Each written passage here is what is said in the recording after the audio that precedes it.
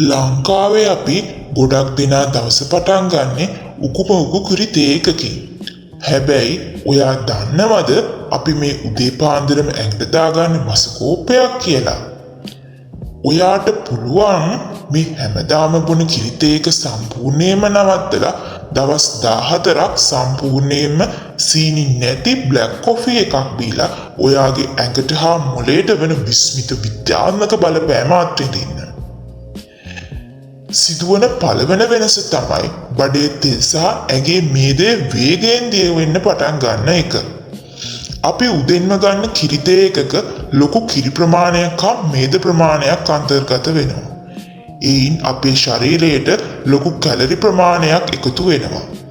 Black coffee වල ක්ලෝරජෙනික් කියන ප්‍රබල ඔක්සිකාරකය මගින් අපේ පරිවෘත්තීය වේගය වැඩි කරනු ලබනවා.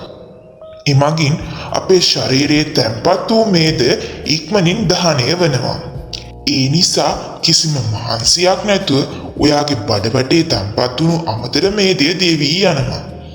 දෙවනි වාසිය තමයි අපේ මොළයට ලැබෙන ප්‍රබෝධය. එමගින් අපිට දවස ප්‍රබෝධමත්ව තියාගන්න පුළුවන්. සීනි වලින් ඔයාට ඉක්මනට නිදිමත හා කම්මැලිකම ඇති කරනු ලබනවා. තුන්වන වාසිය තමයි අපේ අක්මාවට හා ආමාශයට දැනෙන සුවය. කිරිවල තියෙන ලැක්ටෝජන් නිසා බොහෝ දෙනාට බඩ පුරෝදාන ගතියක් ඇති වෙනවා.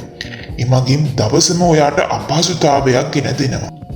විද්‍යාත්මකව සොයාගෙන තියෙනවා බ්ලැක් කොෆි පාවිච්චි කරන අයගේ අක්මාවේ තෙල් තම්පත් වීම එසේත් නැතිනම් ෆැටි ලිවර් තත්ත්වය ඇතිවීම ඉතාමත් අඩු බව. බොහෝ දෙනා බ්ලැක් කොෆි වැරදි විදිහට භාවිතා කරලා හිසරද ගෑස්ට්‍රයිටිස් වගේ රෝග තත්ත්වයන් නැති කරගන්නවා.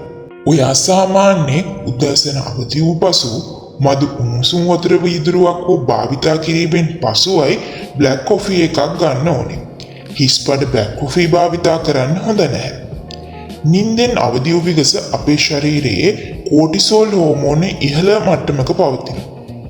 ඉතින් ඔයත් නිවැරදිව දින 14ක් බ්ලැක් කොෆි භාවිතා කොට ශරීරයේ සිදුවෙන මේ වෙනස අත්විඳින්න.